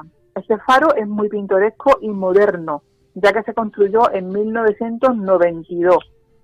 Y aunque obviamente está automatizado, es muy moderno, ¿no? Lo interesante o asfixiante, según se mire, es que fíjate que para subir a sus cimas, tanto los fareros como los visitantes, tienen que subir nada menos que 1.500 escalones, Juan Carlos. Pues esto para hacer un poco de deporte viene bien, ¿eh? Hay que estar en forma, ¿eh? Ya te digo, o tomarte Además, tu tiempo para subir. Tú sabes que esos escalones no son pequeñitos, Sí, perfectos, no, son altos, imperfectos, deformes. Imagínate, 1.500. Vamos, Concha, terminando, ¿vale? Bueno, el faro del Machichaco en el País Vasco, que se construyó en 1852, fue reconstruido en 1909, y es bastante especial porque era utilizado como escuela de farero. Uno que me llama la atención es la farola de Málaga, que al igual que el faro un faro que se encuentra en Tenerife, son los dos únicos en España que tienen nombre femenino. En vez de faro se le llaman farola, ¿vale? Uh-huh. El faro del Caballo en Santoña, en Cantabria, espectacular. ¿Sabes por qué? Porque está colgando de un acantilado, Juan Carlos. Ese es muy bonito de visitar. Vale, solo se puede acceder a él bajando una escalera de 700 peldaños. Y este faro fue construido por presos de un penal cercano y también por un barco cuando el mar estaba en calma.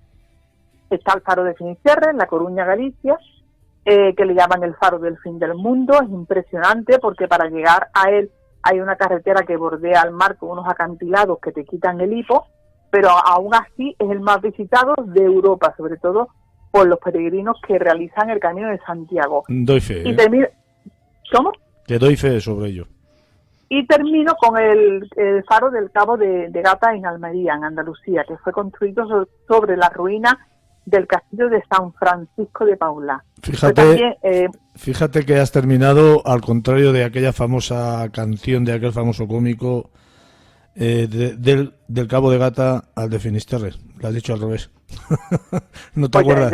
A mí, es que yo soy disléxica. Creo que se llamaba Pepe da Rosa o algo así, ¿no? Pues sí, como soy disléxica, pues tengo que hacerlo al revés. Bueno, este faro es muy importante, fue también importante de punto de referencia para navegantes, en época de fenicio, de griego, porque advertía de una llamada Laja del Cabo, que es un arrecife muy peligroso. Y fíjate si es tan peligroso que este faro no es visitable, ¿vale? Uh-huh. Bueno, pues un repaso intenso y abreviado por muchos de los faros que tenemos en España, muchos de ellos fantásticos, y que yo invito a que se visiten, porque aunque no tengan historias así muy misteriosas, sí que es un misterio su construcción y el lugar donde se hayan ubicado. Concha, un fuerte abrazo. Igualmente, Juan Carlos, un placer, muy buenas noches. Saludos para todos. Mundo. Al muchacho le costó, pero al final el joven franqueó la entrada de forma voluntaria a la patrulla de la comisaría del distrito de Salamanca, que acudió hasta el domicilio familiar, situado en el número 50 de la calle de Francisco Navacerrada, del barrio madrileño de La Guindalera, muy cerca de la Plaza de Toros de las Ventas. La patrulla se encontró con que los restos de María Soledad Gómez, de 66 años, estaban repartidos por toda la casa e introducidos en fiambreras de plástico. La mujer había sido asesinada por su hijo, quien después decidió descuartizarla.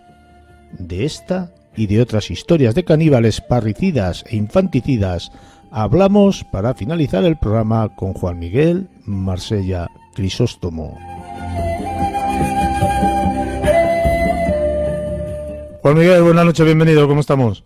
Buenas noches, Juan Carlos. Pues todo un placer estar de nuevo en el programa, contando estas historias que tanto nos gustan. Retomamos la senda del misterio y, cómo no, y qué mejor sitio quizás para empezarla que desde Madrid, aunque el tema un poquitín escabroso porque nos vas a hablar de los caníbales madrileños.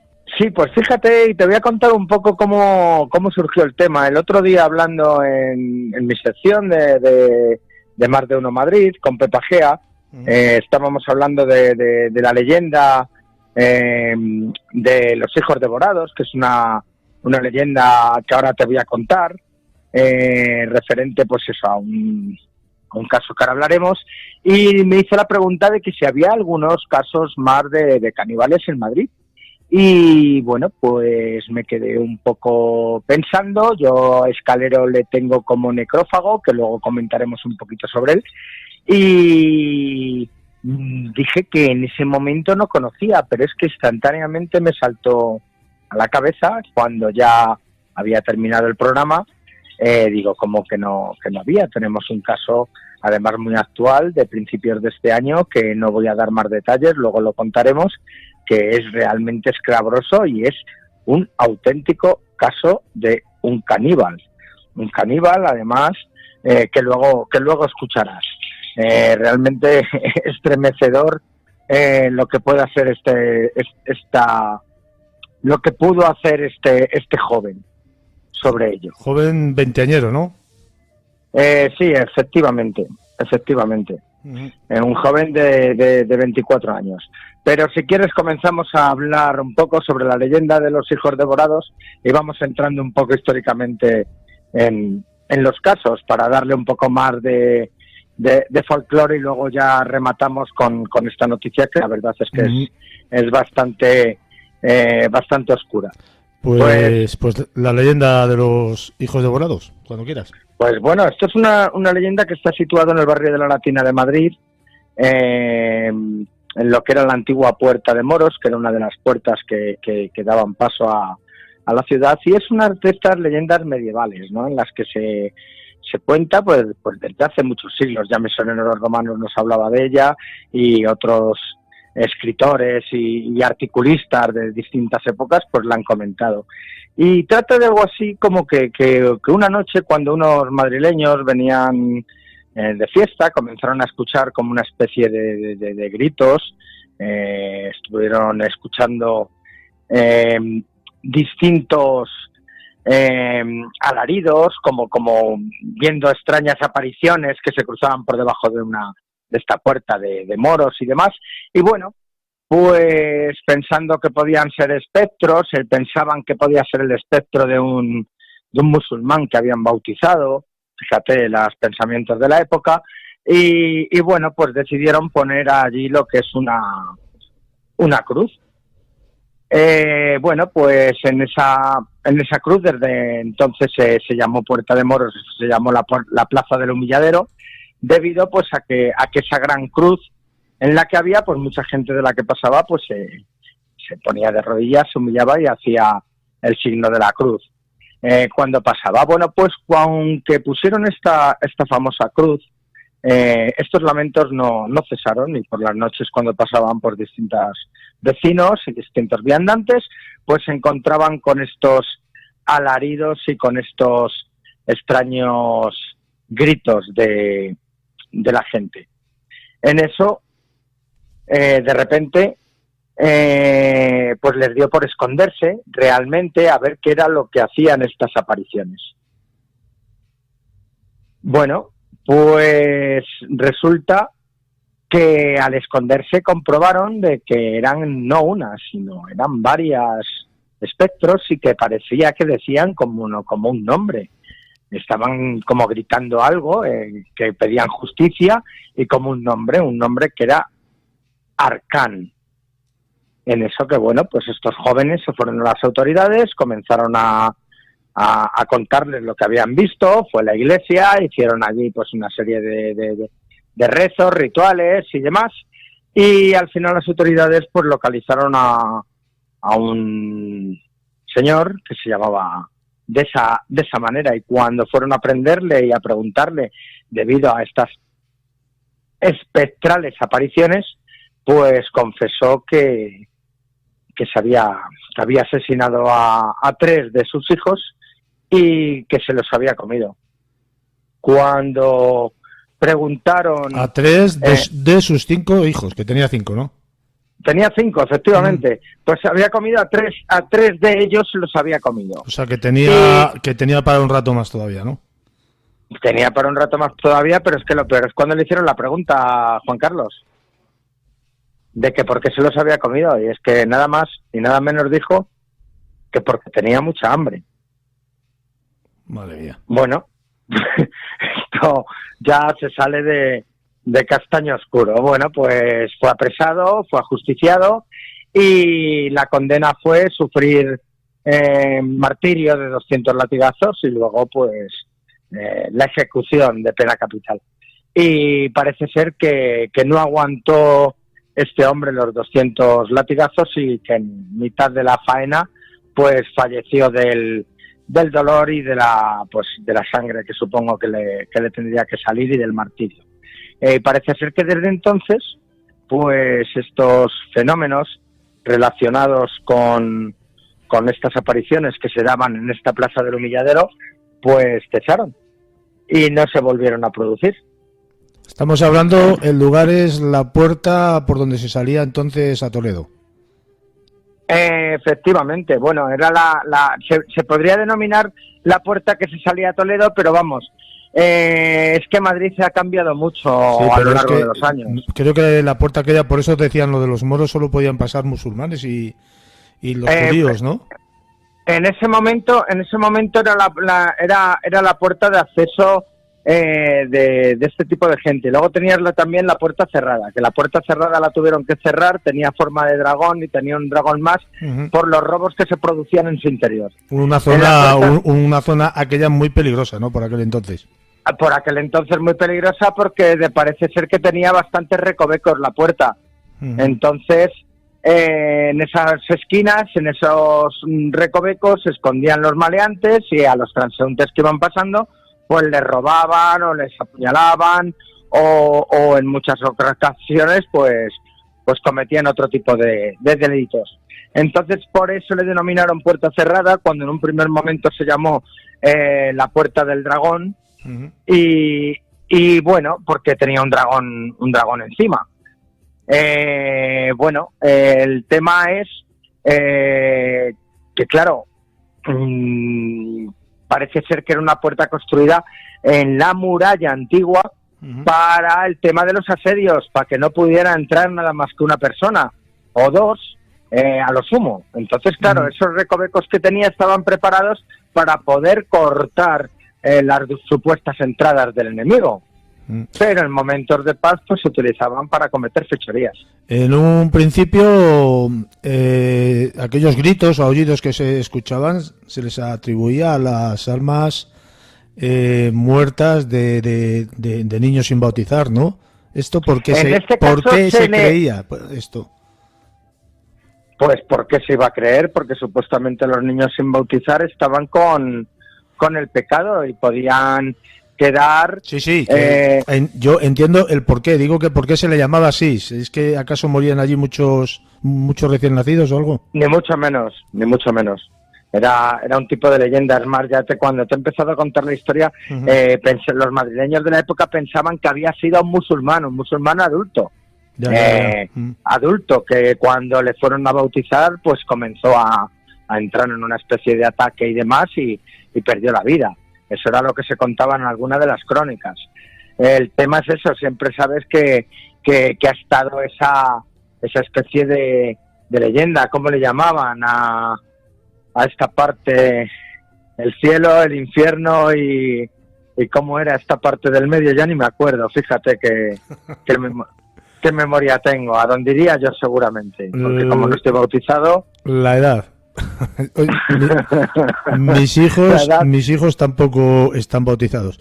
Lo curioso del caso es que al morir este hombre, que se comió a 3 de sus 5 hijos, aquellos fenómenos desaparecieron, como dando cierta veracidad Claro, pero en este caso eran espíritus que buscaban venganza. En este caso eran los hijos que buscaban venganza para que se vengaran de su padre y para evitar la muerte de sus otros 2 hermanos. En este caso se da la clásica historia de fantasmas o que se quedan en este plano porque han dejado algo por hacer. En este caso, el que descubran quién ha sido su asesino, porque no se sabía nada de estos chicos. Nadie había dado la voz de alarma por desaparición y demás, no se sabía nada. Y también habría que saber que es algo que yo siempre me he preguntado, ¿qué edad tenían estos chicos? También, es otra pregunta. Claro, porque cuando supuestamente están diciendo, yo me imagino que serían pequeños, que serían menores, porque claro, no creo que el padre bueno, pues también puede pasar, ¿no? Que se cargara a gente más adulta. Es que estamos hablando que en esas épocas, casi con 16 años, era un tío adulto, casi. Era ya adulto. En aquel entonces claro. Si tenían una media de vida de 30, 40 años. Se trabajaba desde muy jovencito. Claro, o sea, entonces pues fíjate, no sé exactamente la historia de que estos espectros vagaran y que dijeran un nombre. Curioso, etcétera, pues siempre... curioso sería saber si a la vez que se los comía a ellos, a los tres, o de uno en uno, a los demás les alimentaba también así.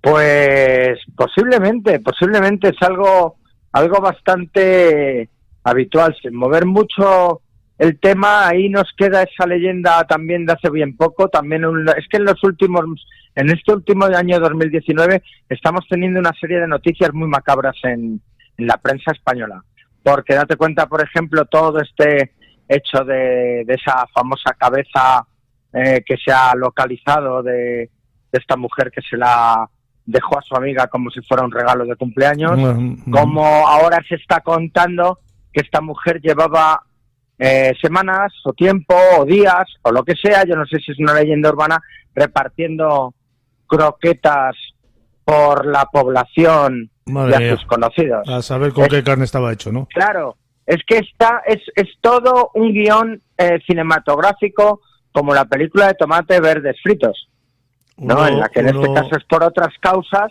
Un guión digno del rey del suspense, ¿no? Pues sí, que es que son pues temas bastante desagradables que están muy relacionados con comer carne humana. Y fíjate todo lo que se está escuchando ahora, aunque nos salgamos un momentito del tema, aunque es de lo mismo, de que si se están sabiendo que se están encontrando lugares donde hay carne de fetos y de niños, que hay gente que se los está comiendo. Es que no sé, me está rechinando mucho tanta historia de este tipo y de las que vamos a continuar. Esto no tendrá que ver, así se me ocurre a bote pronto, con el culto satánico, ¿no? Lo de comer niños, mira, pues te voy a decir una cosa. Yo, del poco conocimiento que tengo sobre el satanismo activo, no conozco a nadie de ese tipo de gente que se coma a nadie. No conozco a nadie que se coma a nadie. En otro tipo de cultos más oscuros, en los que hay otro tipo de gustos, no me extrañaría ni un pelo, y que los quieran basar a este tipo de cultos porque queda muy chic y muy llamativos relacionados con el tema de la magia negra, pues pudiera ser. También puede ser a lo mejor mucho más sibarita de lo que pensamos y que la gente no ven nada más que se lo comen y que lo estén haciendo en una cocina X y a lo mejor de superluz y toda la gente más snob de la sociedad lo pruebe porque es una novedad y está delicioso. No se queda muy desagradable. De todas las maneras, a lo largo de la historia, tú lo sabes casi mejor que yo, ha habido muchísimos antropófagos, ¿eh?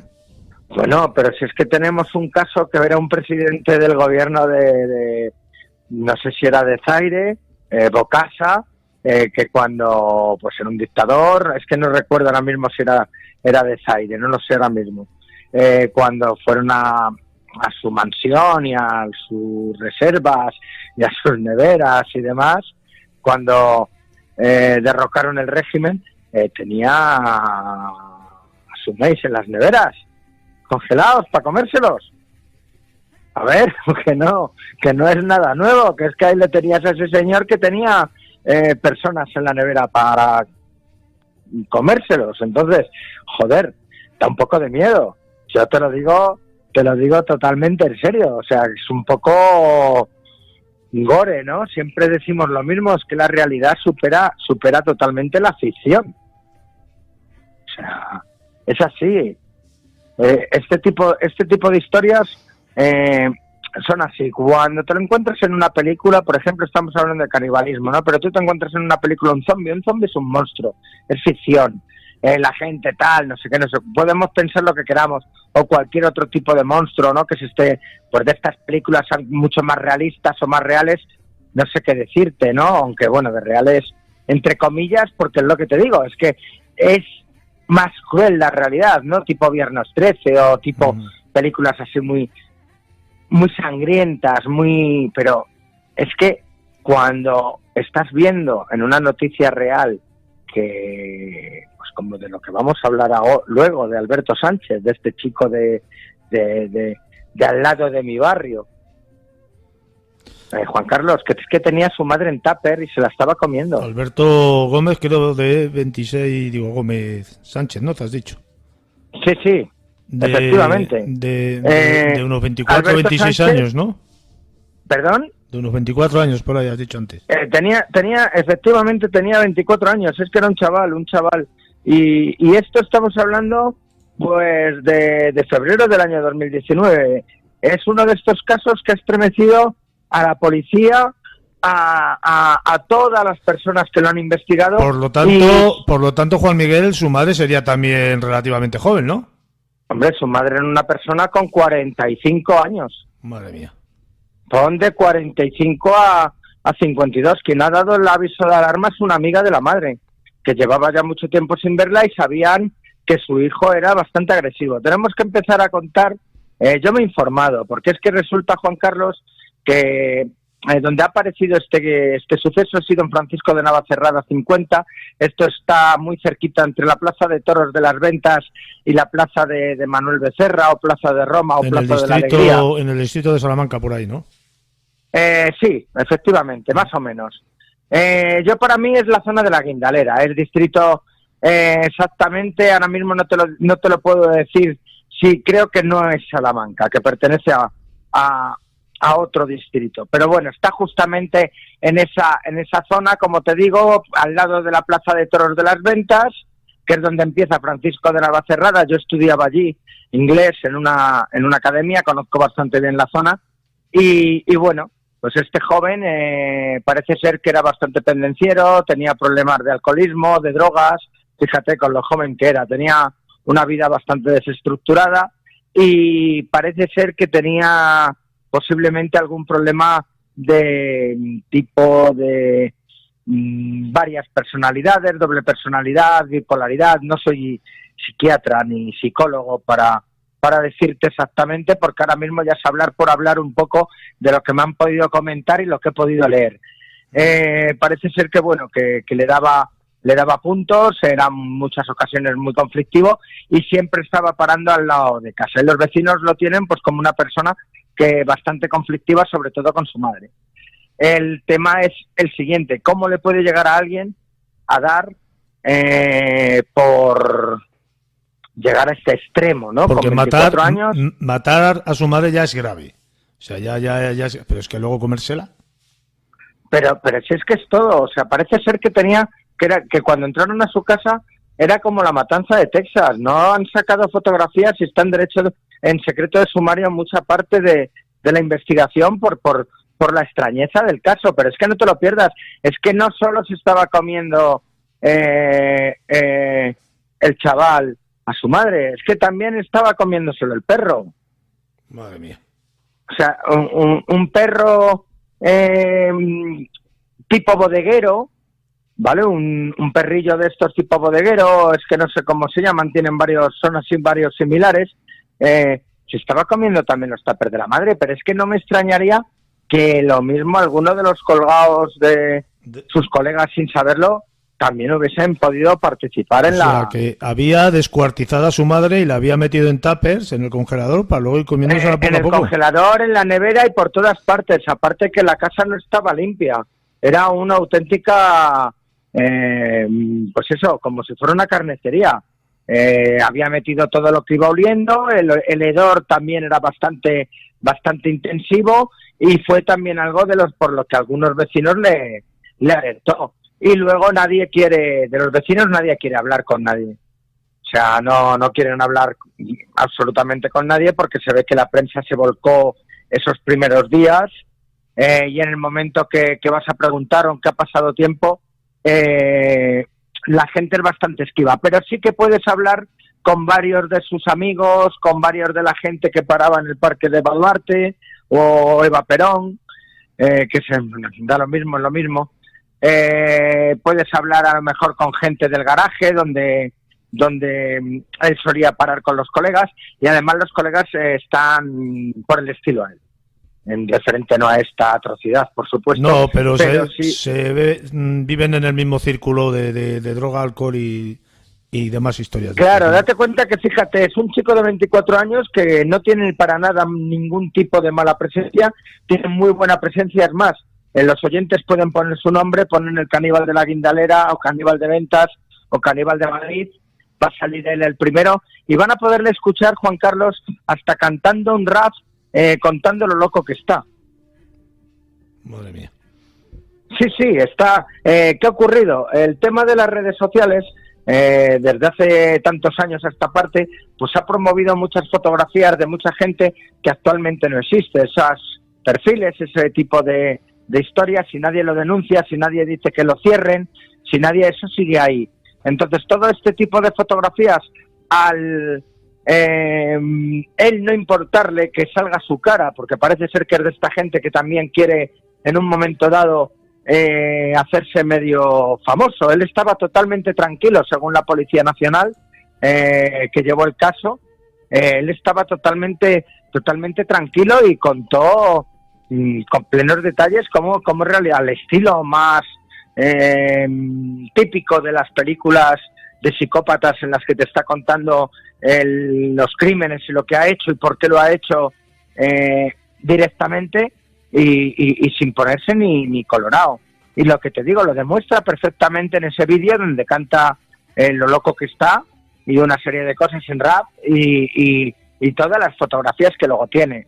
Y lo que te digo es que es una persona que tiene buen aspecto, tiene buen físico, a nadie que simplemente con verle se cruzará por la calle, lo contrario, puede llegar a tener hasta para ciertas personas un tipo de atracción, ¿no? Y de repente pues te has encontrado que es un auténtico monstruo.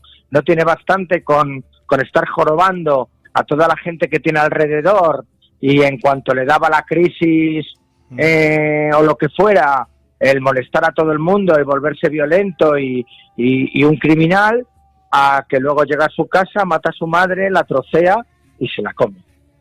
Ya ves. Me viene ahora, fíjate, a la memoria, creo que hace unos años murió un asesino en serie, 2014, 2013, 2015, no me acuerdo muy bien, que le apodaban el Matamendigos, que era un asesino en serie que luego se comía a sus víctimas. No sé si te suena. Hombre, claro, Francisco García Escalero, le he conocido personalmente, Juan Carlos. Madre mía, no se te habrá pegado nada. Hombre, le conocí desde bastante jovencito, porque una de las iglesias, porque no pedía solo en una, pedía en dos, por lo menos del barrio, luego de otros barrios lo desconozco, era la iglesia de Fátima, del Carmen, ¿vale? Y la otra, la del obispo Perelló. Y era una persona pues que era bastante violenta con la gente que no le echaba dinero, y nosotros íbamos allí a reírnos de él y de las cosas como niños, y lo siento mucho, ahora no lo haría, ¿no? Y menos de una persona que está enferma, y menos sabiendo que era Escalero, que tonterías, menos sabiéndolo, ¿no? Pero era una persona que, por ejemplo, pasaba una señora y no le echaba dinero y se ponía pues a decir insultos y a tirar cosas, a dar golpes a los barrotes de la iglesia y a hacer aspavientos que a nosotros pues con esas edades, no tengo ni idea por qué, pues nos hacía mucha gracia. Y luego con el cabo del tiempo y de los años pues te enteras pues que ha sido casi uno de los mayores asesinos en serie de Madrid, siempre dedicado pues al tema de los mendigos y las prostitutas. Este señor paseó por mi barrio, según cuentan los cronistas, con la cabeza de su primera víctima, que fue una prostituta que cogió en la zona de la calle Orense. a esta mujer, en lo que actualmente es el centro comercial Alcalá Norte, en la calle de Alcalá, en el metro de Ciudad Lineal, entonces era un descampado. Allí este cuerpo lo cortó, lo degolló, guardó la cabeza en una bolsa, se comió algún trozo del cuerpo de esta víctima recién asesinada y el resto del cadáver lo quemó en una furgoneta vieja abandonada.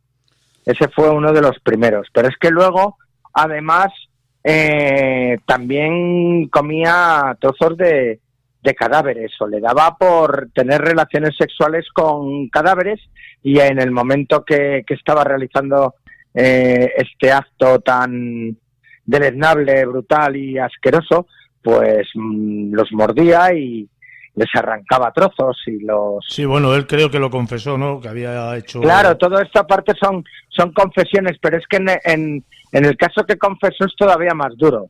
Yo estaba contando una serie de detalles, a lo mejor un poco espeluznantes, pero el caso que él confiesa es creo que es el del mordisco al corazón, sin ir más lejos, al loco de la colina. En uno de sus programas, en Cuerda de Presos, creo que se llamaba, le hace una entrevista allí en el penal de penitenciario psiquiátrico de Foncalén, y él confiesa todas estas atrocidades que hizo bajo los influjos de unas voces, de la enfermedad, ¿no? O de lo que fuera. Él decía que oía unas voces, que había unas voces que se lo pedían que hiciera todo eso que hacía. Claro, pero date cuenta que él era esquizofrénico desde joven. Él tuvo una infancia, yo por ser del barrio, he tenido, por ejemplo, la madre de mi amiga Loli, es del barrio de toda la vida. Bueno, mi amiga Loli, que ya es Lola con nuestras edades, pero bueno, Loli. La madre le conoce de toda la vida y conocía a sus padres, y su padre era alcohólico, le pegaba unas palizas de muerte, tanto a él como a su hermano. Él empezó a decaer ya con 12 o 13 años, era un delincuente medio juvenil. Realizaron en alguna ocasión en el cementerio, siendo con 16 años, aparte de robos de motos y demás, que fue por lo que entró por primera vez en la cárcel, una violación de las que los tres violaron a la chica, mientras que el novio estaban sujetándole y pegándole y cosas muy atroces, hasta que ya le empezó a dar por pasearse por el cementerio y demás. Pero es que era una infancia muy dura, veía como... Es habitual, Juan Miguel, que todo este tipo de personajes, asesinos en serie y toda esta gente haya tenido una infancia dura. Es habitual, aunque no atenuante para mi forma de ver las cosas.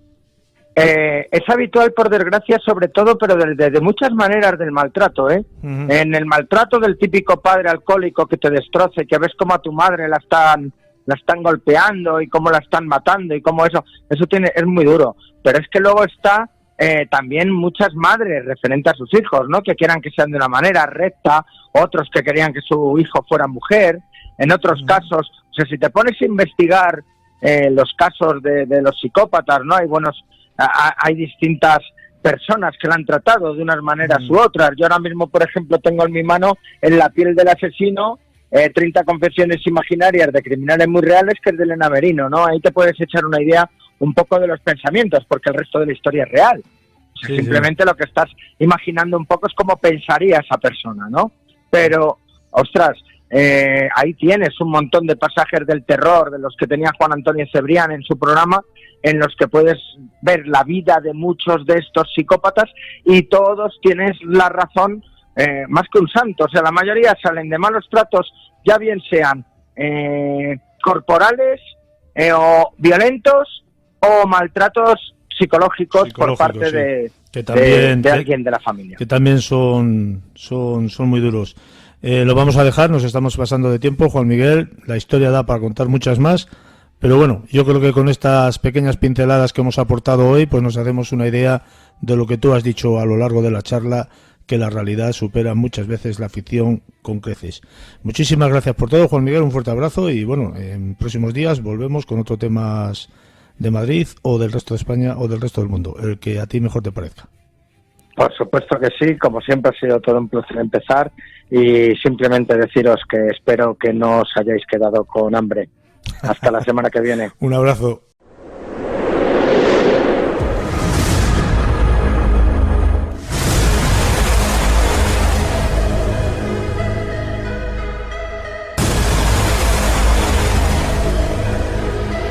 Viaje a lo desconocido con mundoinsólitoradio.es. Vive una sensación única, intensa, excitante.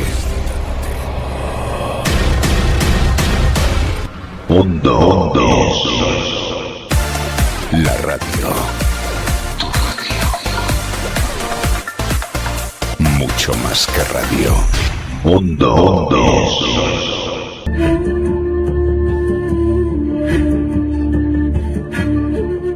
Bien, pues ya hemos llegado al final del programa Mundo Insólito Radio, que espero y deseo haya sido